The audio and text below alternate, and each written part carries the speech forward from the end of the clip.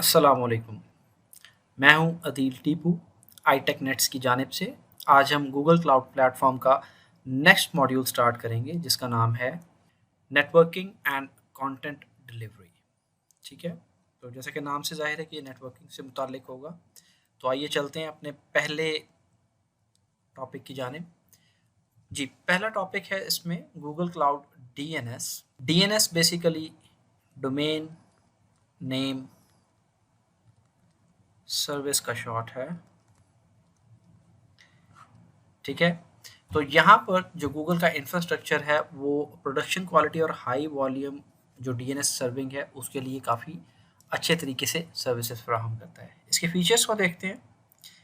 तो इसके फीचर में अथॉरिटेटिव डीएनएस लुकअप है।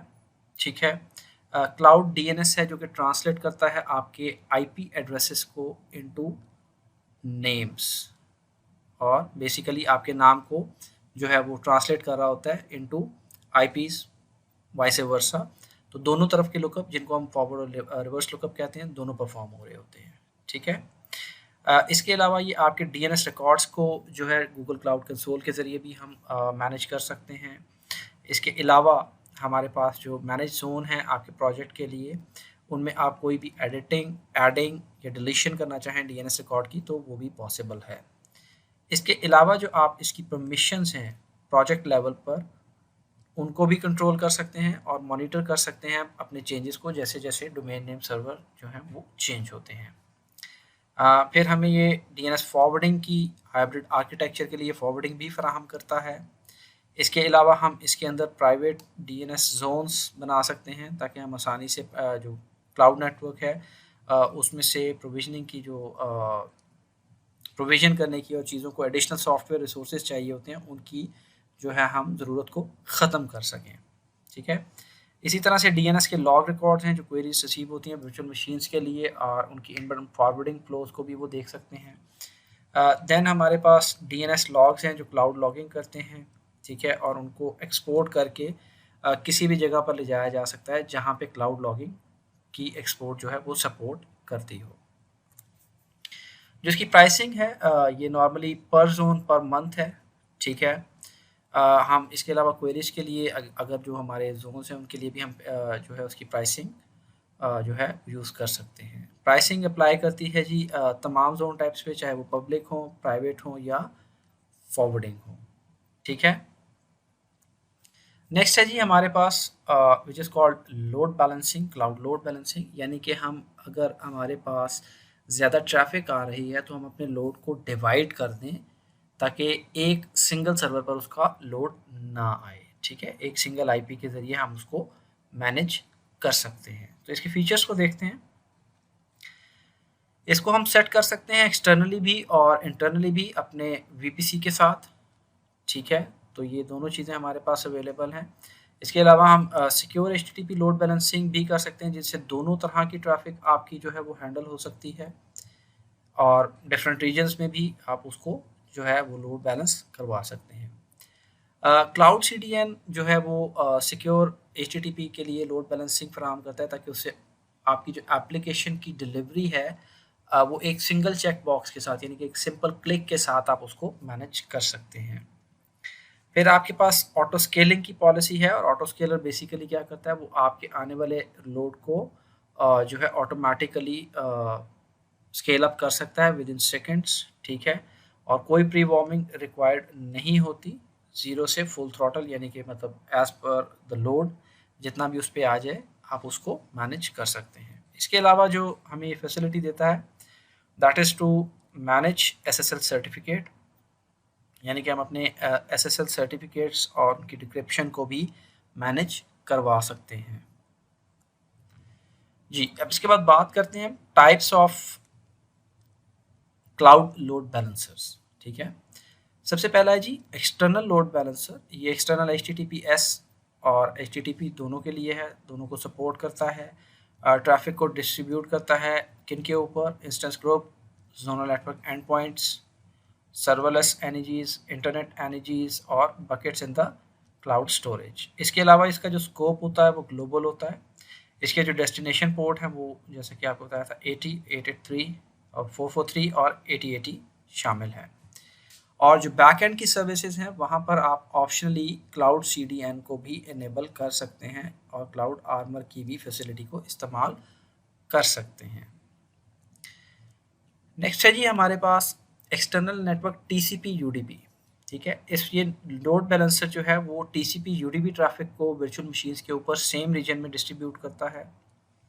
ठीक है, रीजनल इन स्कोप, इसका जो स्कोप है वो रीजनल होता है। कहाँ पे ट्रैफिक रिसीव कर सकता है? Any client on the internet. ठीक है, जहाँ से मर्जी ट्रैफिक आ जाए। गूगल क्लाउड की जो VMs हैं एक्सटर्नल IPs के साथ, उनकी ट्रैफिक को रिसीव कर सकता है। इसके अलावा जो VMs हैं जिनके पास इंटरनेट एक्सेस है और वो नेटिंग के ज़रिए आ रहे हैं या इंस्टेंस बेस्ड नेट के ज़रिए आ रहे हैं, उनको भी ये बैलेंस कर सकता है। इसके अलावा network load balancers are not proxies, ये प्रॉक्सीज नहीं होते, ये लोड बैलेंसर्स थोड़ा डिफरेंट है आइडिया एक दूसरे से। Load balance packets are received, जो बैक एंड VMs हैं जब उनको रिसीव करते हैं उनका सोर्स IP अनचेंज्ड होता है, यानी कि वो चेंज नहीं होता। Load balance connections are terminated by back end VMs, तो ये हमेशा जो आपके बैक एंड VMs होते हैं उनके ऊपर टर्मिनेट हो रहे होते हैं। जो रिस्पॉन्सेज हैं बैक एंड VMs के वो डायरेक्टली क्लाइंट्स के पास जाते हैं, not back through the load balancer, load balancer के ज़रिए नहीं जाते। इसको हम डायरेक्ट सर्वर रिटर्न कहते हैं, इस टर्म को, जिसको हम यहाँ पर यूज़ कर रहे हैं। ठीक है, नेक्स्ट मूव ऑन करते हैं जी। वो है SSL प्रॉक्सी लोड बैलेंसर। ठीक है, ये TCP को SSL ऑफलोड ट्रैफिक के साथ सपोर्ट करता है। ये नॉन HTTPS ट्रैफिक के लिए इंटेंड करता है। स्कोप इसका भी ग्लोबल है। ठीक है, ये ग्लोबली इफेक्ट में आएगा। और SSL प्रॉक्सी लोड बैलेंसिंग को यूज़ करके जो SSL कनेक्शंस हैं वो टर्मिनेट होते हैं लोड बैलेंसिंग लेयर पर। ठीक है, और उसके बाद वो प्रॉक्सी होते हैं to the closest available backend. ठीक है, तो ये याद रखिएगा, क्लोजेस्ट अवेलेबल बैकएंड के ऊपर वो जो है प्रॉक्सी हो जाएंगे। डेस्टिनेशन पोर्ट्स जो इसकी होती हैं वो ये आपके सामने यहाँ पर लिखी हुई है, देयर इज अ लिस्ट। ठीक है, जो कि उसमें यूज़ हो रही होती हैं। मूव ऑन करते हैं जी नेक्स्ट टॉपिक की तरफ, दैट इज TCP प्रॉक्सी। ठीक है, ट्रैफिक जो कि आपकी TCP कनेक्शन से टर्मिनेट होती है लोड बैलेंसिंग लेयर के ऊपर, और उसके बाद उसको प्रॉक्सी कर दिया जाता है to the closest available backend. ठीक है, डेस्टिनेशन पोर्ट्स जो हैं इसके वो थोड़ा इस किस्म से हैं, 25, 43, 110, 143 एंड सो ऑन। इसको जो है हम ग्लोबली कॉन्फ़िगर कर सकते हैं और इसको अपने बैकएंड पर भी डिप्लॉय कर सकते हैं इनटू डिफरेंट मल्टीपल रीजन्स, और ये ऑटोमेटिकली जो ट्रैफिक है उसको डायरेक्ट करेगा जो क्लोजेस्ट रीजन होगा। लाइक अगर एक शख्स फॉर इंस्टेंस US से रिक्वेस्ट भेजता है तो उसको US का सर्वर हैंडल करेगा। ठीक है, और अगर इसी तरह से कोई शख्स पाकिस्तान से ट्रैफिक सेंड करता है तो उसको क्लोजेस्ट एशियन सर्वर से जो है सर्विस फराहम की जाएगी। ठीक है, तो ये इस तरीके से काम करेगा और ये हेल्प आउट करता है आपकी ट्रैफिक को लोड बैलेंस करने के लिए। फिर हम बात करते हैं जी इंटरनल लोड बैलेंसर्स की, कि इंटरनल लोड बैलेंसर कौन कौन से होते हैं। ये HTTP और HTTPS को करते हैं। ये प्रॉक्सी बेस्ड होते हैं और लेयर 7 के लोड बैलेंसर होते हैं, एप्लीकेशन बेस्ड होते हैं, रीजनल होते हैं। ठीक है, और हम अपनी सर्विसेज को स्केल करते हैं किसी भी इंटरनल IP के पीछे। ठीक है, दोनों ट्रैफिक को सपोर्ट करता है। उसके अलावा जो ट्रैफिक है उसको बैक एंड होस्ट जो होते हैं गूगल कंप्यूट इंजन के ऊपर और गूगल कुबरनेटिस इंजन के ऊपर, उनके ऊपर इसको डिस्ट्रीब्यूट कर देता है। इसका जो स्कोप है दैट इज़ रीजनल। ठीक है, ग्लोबल नहीं है। जिस रीजन में आप इसको एक्टिव करेंगे ये उसी में इफेक्टिव होगा। लोड बैलेंसर की डेस्टिनेशन पोर्ट 8080 और HTTPS पर 443 यूज़ होंगे जी। फिर हम बात करते हैं नेक्स्ट की इंटरनल TCP एंड UDP के। ये भी एक रीजनल लोड बैलेंसर है जो कि आपको अलाउ करता है अपनी सर्विसेज को एक internal load balancing IP address के पीछे रन करने के लिए, और एक्सेसिबल सिर्फ और सिर्फ इंटरनल वर्चुअल मशीन्स के लिए होगा। ठीक है, that's why it's called internal. तो उसके बाद हम देखते हैं जो ट्रैफिक है वो वर्चुअल मशीन्स के दरमियान सेम रीजन में एक वर्चुअल प्राइवेट क्लाउड नेटवर्क के अंदर इंटरनल आईपी एड्रेस को यूज़ करते हुए डिस्ट्रीब्यूट की जा रही होती है, ठीक है। और ये किन चीज़ों को सपोर्ट नहीं करता? Backend virtual machines in multiple region, because हमने बात की कि एक रीजन में इफेक्टिव होगा। Balancing traffic that originates from the internet, तो इंटरनेट से आने वाली ट्रैफिक को भी ये लोड बैलेंस नहीं करेगा क्योंकि ये इंटरनल लोड बैलेंसर है। नेक्स्ट मूव ऑन करते हैं जी हमारा topic which is Google cloud CDN, ठीक है। इसको हम in long form content delivery network कहते हैं, ठीक है।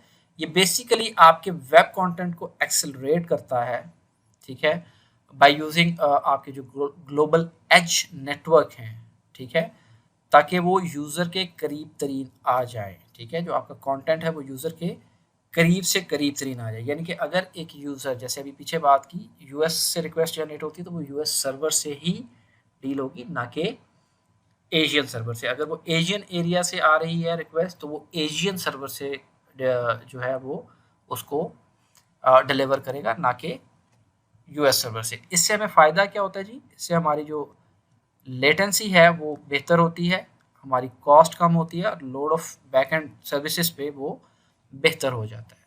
अच्छा जी, इसके फीचर्स के बारे में बात करते हैं अब हम। इसको हम एक्टिवेट कर सकते हैं सिर्फ एक सिंगल क्लिक के ऊपर, ठीक है। देन इसके बाद क्लाउड सीडीएन सपोर्ट करता है मॉडर्न प्रोटोकॉल्स को जो कि गूगल के पास हैं, HTTP2 और UIC को भी सपोर्ट करता है। इसके अलावा ये इंटीग्रेट करता है क्लाउड मॉनिटरिंग को, क्लाउड लॉगिंग को, लेटेंसी मैट्रिक्स को यूज़ करते हुए raw HTTP request logs for deeper and better visibility, ठीक है। तो इस तरीके से ये आपको हेल्प आउट करता है। मज़ीद इसके बारे में जानते हैं। लॉग्स को हम एक्सपोर्ट कर सकते हैं क्लाउड स्टोरेज के ऊपर बिग क्वेरी पे एनालिसिस के लिए। इसी तरह से सीडीएन कंटेंट जो है वो किस तरीके से सोर्स किया जा सकता है, उसमें शामिल हैं स्क्रोप, zonal network endpoint groups, NEGs, serverless NEGs, internet NEGs और buckets in the cloud storage, ठीक है जी। इसके अलावा क्लाउड सीडीएन आपका कंटेंट जो है, जो आपके प्रेमिसेस पर है या किसी और क्लाउड पर है, गूगल की high performance distribution edge caching से इंफ्रास्ट्रक्चर के ज़रिए उसको डिलीवर करने में मदद देता है। यानी कि उसकी एक कॉपी आपके एक दूसरे सर्वर पर रखकर वहाँ से उसको वो एंटरटेन करवा देता है to the closest user. Pricing की बात करते हैं जी अब हम। तो प्राइसिंग हमारी दो चीज़ों पर मुश्तमिल है, बैंडविड्थ पर और आपकी HTTP रिक्वेस्ट के ऊपर, ठीक है। इसके अलावा आपकी जो कैश इनवैलिडेशन है जो आप इनिशिएट करते हैं उसके लिए भी आपको चार्जेस पे करना पड़ते हैं। नेक्स्ट मूव ऑन करते हैं जी गूगल वर्चुअल प्राइवेट क्लाउड, ठीक है। अब ये बेसिकली क्या चीज़ है? You can create and manage your own virtual topology network, जहाँ से आप अपने क्लाउड रिसोर्सेज को लॉन्च कर सकते हैं यूजिंग गूगल VPC, ठीक है। तो इट्स जस्ट लाइक, अगर हम इसको बयान करना चाहें तो that is your data centre, ठीक है। और इसके अंदर आपको कुछ रिसोर्सेज एलोकेट हो गए हैं तो आप इसको अपना VPC कह सकते हैं। It's just like your fenced area, ठीक है। तो ये एक फेंस की तरह काम करेगा कुछ इस तरीके से, और ये आपका सेपरेट एरिया होगा जिसमें किसी और का अमल दखल नहीं होता, ठीक है। Google VPC is a networking layer of Google cloud resources, ठीक है। ये कि एक गूगल क्लाउड रिसोर्सेज की एक नेटवर्किंग लेयर है। एक VPC जो है वो तमाम जोन्स पर स्पैन कर सकता है विद इन द रीजन, ठीक है। आप अगर VPC क्रिएट करते हैं you can add one or more subnets, मतलब आप उसमें सबनेट्स मजीद ऐड कर सकते हैं हर एक जोन के अंदर, ठीक है। मूव ऑन करते हैं जी, इसके की कॉन्सेप्ट्स क्या हैं उनको देखते हैं। ये हमें अलाउ करता है कि हम एक IP एड्रेस रेंज उस VPC के लिए बना सकते हैं, एलोकेट कर सकते हैं, ठीक है। फिर हम उसमें ऐड और एक्सपैंड कर सकते हैं सबनेट्स को, और उसके लिए फायरवॉल रूल्स को भी कॉन्फ़िगर कर सकते हैं, ठीक है। इसके बाद हम साइडर रेंजेस जो हैं किसी भी डाउन टाइम के बिना हम उनको चेंज कर सकते हैं और एक्सपैंड कर सकते हैं। अपने गूगल क्लाउड रिसोर्सेज को प्रोटेक्ट करने के लिए, बचाने के लिए हम अपने नेटवर्क को फायरवॉल रूल्स जो हैं वो लगा सकते हैं। Projects can contain multiple VPC network unless you create an organizational policy that does not allow it. यानी कि आपको गूगल की तरफ से कोई प्रॉब्लम नहीं है कि आप एक से ज़्यादा वीपीसी बनाएं, लेकिन अगर आपकी कंपनी कहती है कि सिर्फ एक वीपीसी यूज़ करना है तो that is purely a business decision. ठीक है जी। फिर हम बात करते हैं न्यू प्रोजेक्ट को जब स्टार्ट किया जाता है तो ये डिफ़ॉल्ट नेटवर्क पर स्टार्ट होता है जिसके अंदर एक अदद सब नेट होता है। ठीक है, जब भी आप कोई प्रोजेक्ट स्टार्ट करेंगे उसमें बाय डिफ़ॉल्ट एक आपका ऑटोमेटिकली वीपीसी क्रिएट हो जाएगा एक सब नेटवर्क के साथ, सबनेट के साथ। वीपीसी फायरवॉल रूल्स शामिल होते हैं जो कि ग्लोबल रिसोर्सेज होते हैं, एसोसिएटेड आउट के ग्लोबल रिसोर्सेज उसके अंदर शामिल होते हैं। सबनेट्स जो हैं वो आपके रीजनल रिसोर्सेज हैं। जो रिसोर्सेज आपके वीपीसी के अंदर होंगे वो एक दूसरे के साथ इंटरनल आईपीवी के साथ कम्युनिकेट कर सकते हैं, सब्जेक्ट टू द आपके जो फायरवॉल रूल्स आपने वहाँ पर इम्प्लीमेंट किए हैं उनको देखते हुए।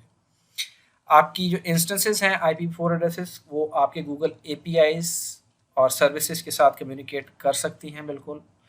Network admin can be secured by using identity and access management roles. ठीक है, तो उसके ज़रिए से हम उसकी एडमिनिस्ट्रेशन को भी सिक्योर कर सकते हैं IAM रोल्स को यूज़ करते हुए। मूव ऑन करते हैं जी नेक्स्ट टॉपिक की जानिब, नेटवर्क एंड सबनेट्स। ठीक है, अब इसके अंदर किस किस तरह से नेटवर्क्स और सबनेट्स क्रिएट होंगे। Each VPC network consist of one or more useful IP range partition called subnets. ठीक है, each subnet is associated with a region. A network must have at least one subnet before you can use it. आपको at least उसके अंदर एक subnet बनाना लाजमी है। ठीक है, ऑटोमोड VPC जो है वो सबनेट क्रिएट कर सकते हैं अपने रीजन में ऑटोमेटिकली। ठीक है, और ये जो सबनेट्स क्रिएट होते हैं ये प्री डिफाइंड IP रेंजेस को यूज़ करते हैं जो कि फिट इन होती हैं with in this side block. ठीक है, इसके बाद हम बात करते हैं जी कस्टम मोड VPC नेटवर्क जो है वो स्टार्ट करते हैं विदाउट एनी सबनेट, ताकि आपको, क्योंकि आप इन्हें खुद बना रहे हैं तो आप अपनी मर्जी से उनको फुल कंट्रोल के साथ अपने सबनेट्स को क्रिएट कर सकते हैं। आप एक से ज़्यादा सबनेट एक रीजन में बना सकते हैं, more than one subnet per region. और आप स्विच कर सकते हैं VPC network from auto mode to custom mode. इसको हम वन वे कन्वर्जन कहते हैं, this is one way conversion which means कि custom mode VPC network cannot be change to auto mode. यानी कि कस्टम को आप ऑटो नहीं कर सकते, कस्टम टू ऑटो और नॉट अलाउड और auto to custom is called one way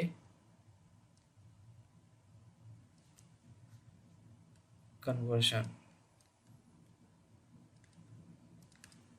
ठीक है, तो ये बात आपने याद रखनी है कि ये काम हम इसमें कर सकते हैं और कस्टम को ऑटो में वापस नहीं ला सकते। मूव ऑन करते हैं जी नेक्स्ट स्लाइड की तरफ, कॉन्फ़िगरिंग IP एड्रेसेस। ठीक है, IP एड्रेसेस को कॉन्फ़िगर करना, एक एक्सटर्नल IP होगा आपका जो कि आप पब्लिकली यूज़ करेंगे। अगर हम इंटरनेट पर जाना चाहते हैं तो हमें एक एक्सटर्नल IP एड्रेस लाजमी चाहिए होगा। आपकी इंस्टेंस जो है वो स्टैटिक और एफेमेरल एक्सटर्नल IP एड्रेसेस को सपोर्ट करती हैं। ठीक है, इसी तरह से हम जब इंटरनल की जानिब आते हैं हम असाइन कर सकते हैं कोई भी VM क्रिएट करते हुए एक स्पेसिफिक IP एड्रेस। ठीक है, उसके बाद हम जो है स्टैटिक इंटरनल IP अपने प्रोजेक्ट के लिए असाइन रिजर्व कर सकते हैं पहले ही। ठीक है, उस एड्रेस को असाइन किया जा सकता है अपने रिसोर्सेज के लिए। देन हम बात करते हैं जी static external IP can be either regional or global resource. अब ये रीजनल भी हो सकता है और ग्लोबल भी हो सकता है स्टैटिक एक्सटर्नल IP, ये बात आपने जहन में रखनी है। और एक जो रीजनल स्टैटिक IP होगा ये आपको अलाउ करता है कि उस रीजन के रिसोर्सेज, ठीक है, और resources of the zone within the region ठीक है, to use the IP address, ताकि वो उस आईपी एड्रेस को यूज करें, वो रीजनल स्टैटिक आईपी एड्रेस कहलाएगा। मूव ऑन करते हैं जी नेक्स्ट टॉपिक की जाने, which is firewall rules. Firewall basically क्या होती है, ये आपकी एक तरह की सिक्योरिटी अप्लायंस है।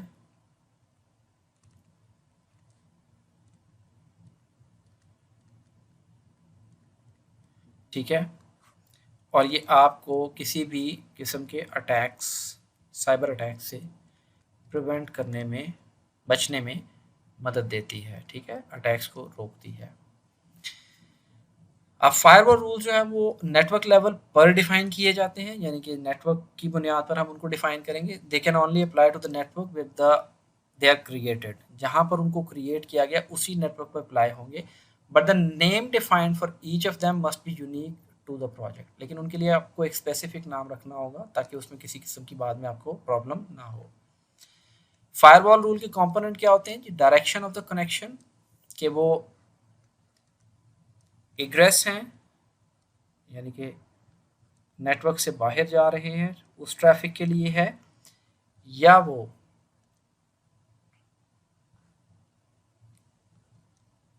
इनग्रेस है, यानी कि बाहर से अंदर आने वाली ट्रैफिक, उसके ऊपर क्या रूल्स आपके अप्लाई किए जा रहे हैं। तो आपने इस चीज़ को जहन में रखना है।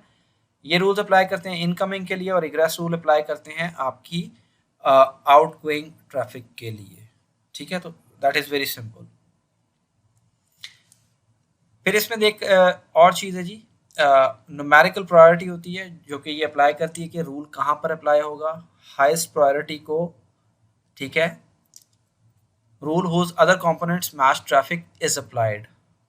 ठीक है, highest priority lowest priority number is applied actually, smaller the number higher the priority. यानी कि अगर उसका रूल नंबर 1 2 3 है तो ये हाईएस्ट प्रायोरिटी है, ये थर्ड लेवल पर आएगी। तो lowest priority number means the highest priority, सबसे पहले इसको सर्व किया जाएगा। ठीक है, उसके बाद जो कन्फ्लिक्टिंग रूल्स हैं लोअर प्रायोरिटीज के साथ, उनको इग्नोर कर दिया जाएगा।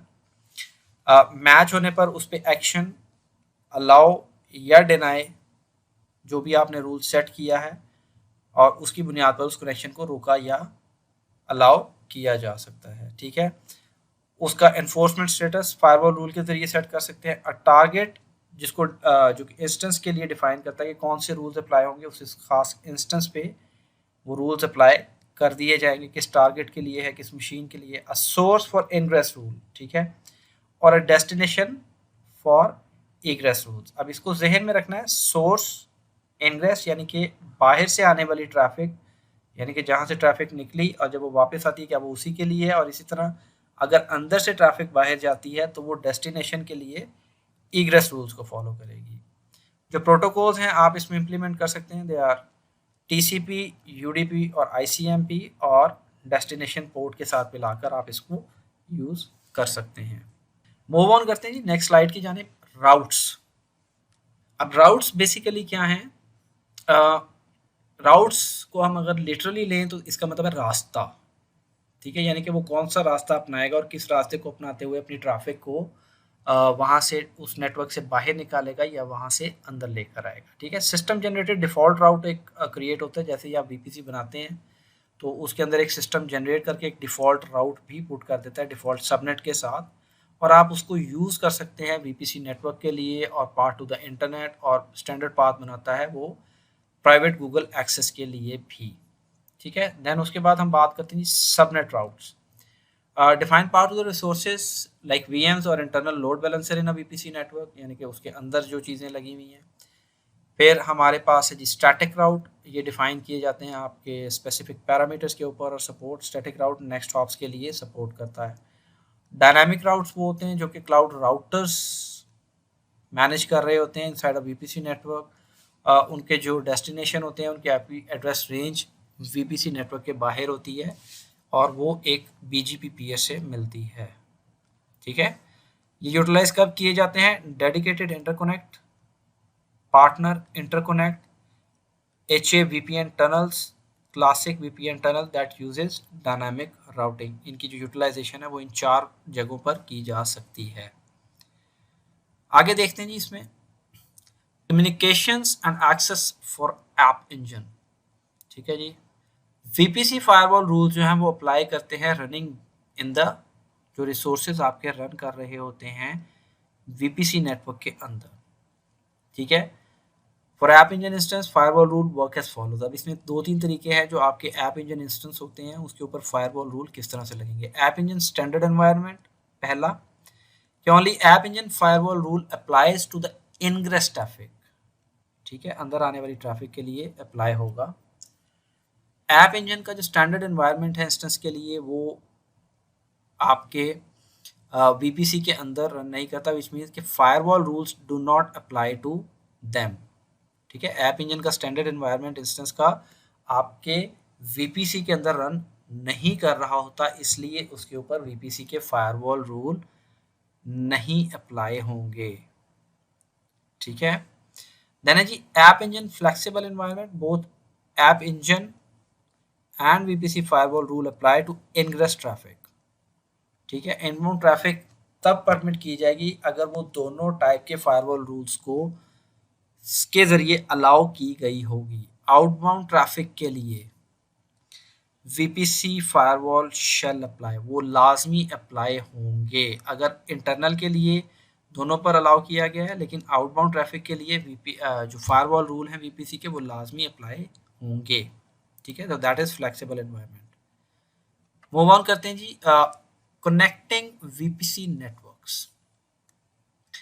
किसी भी ऑर्गेनाइजेशन के अंदर शेयर्ड वीपीसी को एक वीपीसी नेटवर्क के अंदर कॉमन होस्ट प्रोजेक्ट के लिए उसके साथ ऑथराइज्ड एआईएम मेंबर्स होंगे। अदर प्रोजेक्ट से भी आते हैं, जाहिर सी बात है एक ही ऑर्गेनाइजेशन के, तो वो रिसोर्सेज यूज़ कर सकते हैं जिसके अंदर एक आपका शेयर्ड वीपीसी सबनेट बन जाता है, यानी कि कंपनी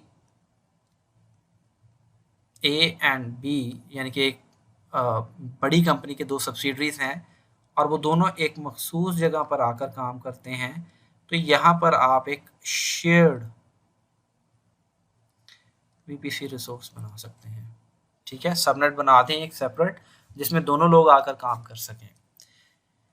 हम इसको इस्तेमाल कर सकते हैं नेटवर्क पेयरिंग के लिए, ताकि दो वीपीसीज को किसी और वीपीसी नेटवर्क से जोड़ना चाहें जो कि किसी और प्रोजेक्ट या ऑर्गेनाइजेशन के साथ हो, तो यानी कि ये एक ब्रिज का काम भी कर सकते हैं पेयरिंग करने के लिए।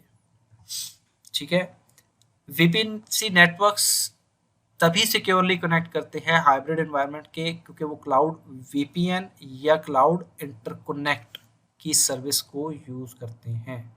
ये एक स्पेसिफाइड सर्विस है जो कि आपके लाइक हो सकता है इसी एक शेयर के साथ आपकी यहाँ पर ऑन प्रेमिसेस एबीसी कंपनी है, उसके कुछ रिसोर्सेज यहाँ पर भी हो सकते हैं, तो वो शेयर करना चाहें इन दो के साथ तो वो शेयर किए जा सकते हैं यूजिंग दोस हाइब्रिड एनवायरनमेंट। तो क्लाउड वीपीएन या क्लाउड इंटरकनेक्ट का सहारा लेकर उनको इस्तेमाल किया जा सकता है। मूव ऑन करते हैं जी नेक्स्ट स्लाइड की जानिब। प्राइसिंग इसकी क्या है? There are no charges for egress through network IP address. ठीक है, बट आपकी अगर egress ट्रैफिक एक्सटर्नल आईपी से बाहर जाती है, ठीक है, अब इंटरनल की बात नहीं हो रही, एक्सटर्नल की बात हो रही है, even if traffic in the same zone, चाहे वो सेम जोन में हो, तब आपको उसके चार्जेस होंगे। और आपको इसके अलावा जो एक्टिव और अनयूज स्टैटिक या एपिफेरल आईपी एड्रेसेस जो हैं एक वीपीसी के अंदर, उनके लिए भी चार्जेस पे करना पड़ेंगे। मूव ऑन करते हैं जी आगे। Google cloud hybrid connectivity. अब एक आपकी ऑन प्रेम सर्विसेज हैं जिनको आप एक्सटेंड करना चाहते हैं up to the Google cloud platform, ये इसमें पॉसिबल बिल्कुल है, हाइब्रिड कर सकते हैं आप इसको। ठीक है, आप अपने इंफ्रास्ट्रक्चर को गूगल क्लाउड प्लेटफॉर्म से अपनी टर्म्स पर कहीं से भी अपनी ज़रूरियात के मुताबिक उसको जो है वो कनेक्टिविटी दे सकते हैं। मूव ऑन करते हैं जी। क्लाउड इंटरकनेक्ट क्या है, अब हम इसको देखते हैं।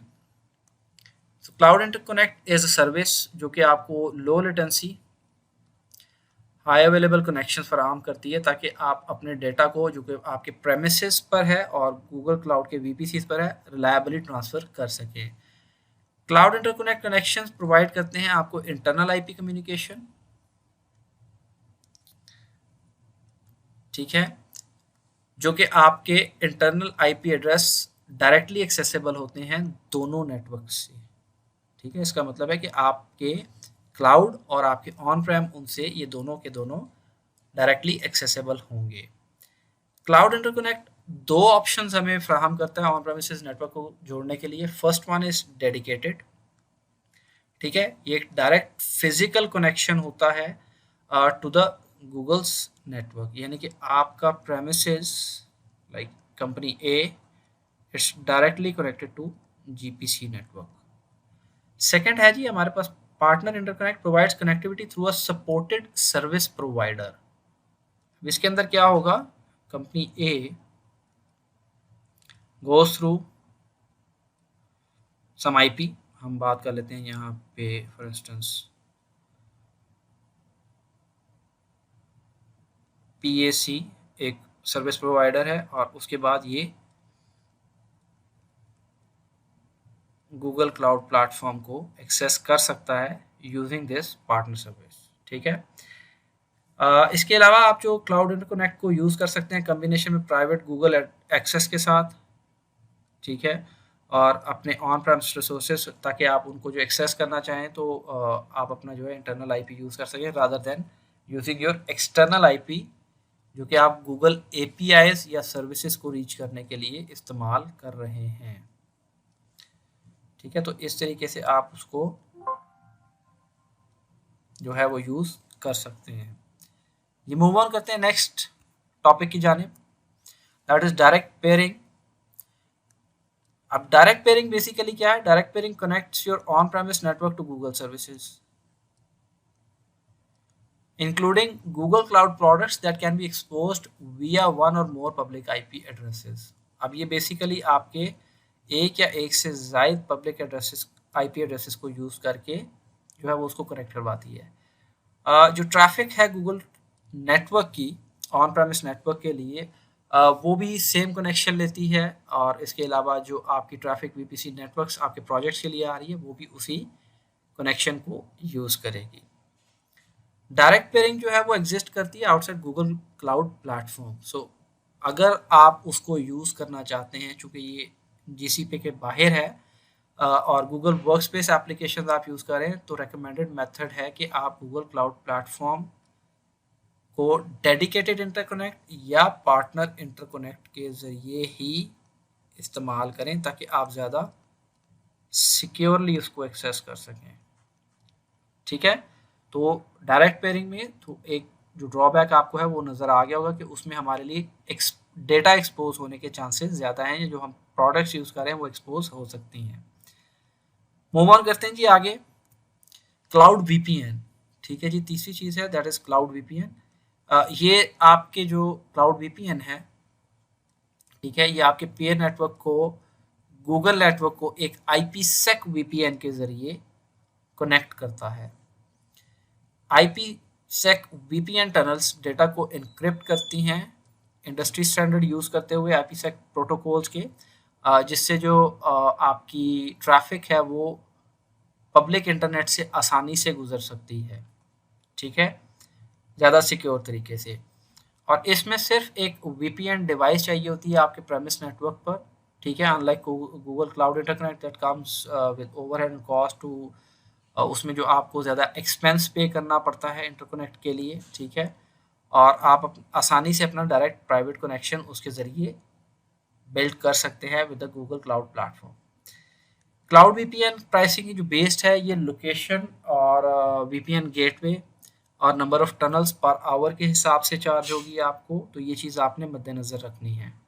ठीक है, number of tunnels per hour और गूगल क्लाउड वीपीएन जो कि आप जिसकी लोकेशन है उसके ऊपर बेस करेगी।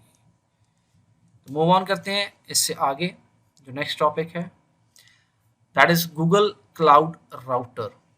ठीक है, अब ये गूगल क्लाउड राउटर क्या है, बेसिकली ये एक फुली डिस्ट्रीब्यूटेड और मैनेज गूगल क्लाउड सर्विस है, जो कि आपको कस्टम डायनामिक राउट्स डिफाइन करने में मदद देती है, और इसके साथ आप अपनी नेटवर्क ट्रैफिक को स्केल भी कर सकते हैं। देखते हैं इसके फीचर्स क्या हैं।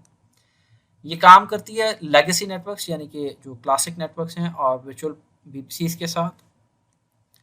ठीक है, ये बीजीपी को यूज़ करता है अपने राउट्स एक्सचेंज करने के लिए वीपीसी के साथ और आपके ऑन प्रेम नेटवर्क के साथ।